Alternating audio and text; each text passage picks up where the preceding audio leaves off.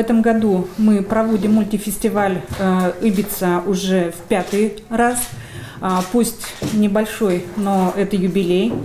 Отмечу, что с самого начала проект проходит при поддержке правительства Республики Коми, в частности, при поддержке Министерства национальной политики.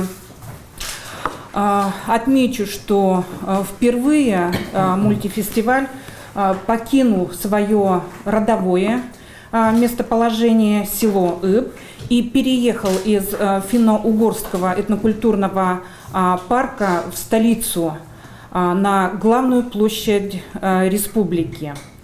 Это решение было принято в связи с тем, что фестиваль мультиформатный, мы ищем новые формы, новые возможности проекта.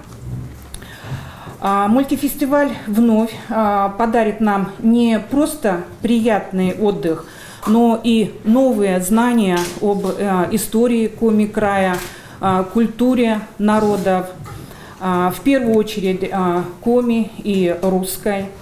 Мы увидим выступления народных наших коллективов из районов и городов республики, Коми, национальную борьбу.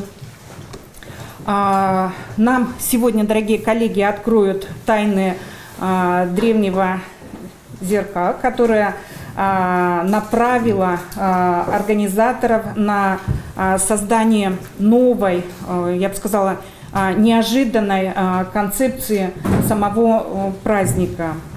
Одна из изюминок юбилейной Ибицы в том, что она нам представит сразу 4 праздника, которые уже полюбились жителями республики. Это и Сыктывкарский Арбат, это Заваленка, это праздник Сена, который проходит в Троицко-Печорске, ну и знаменитый наш Василей.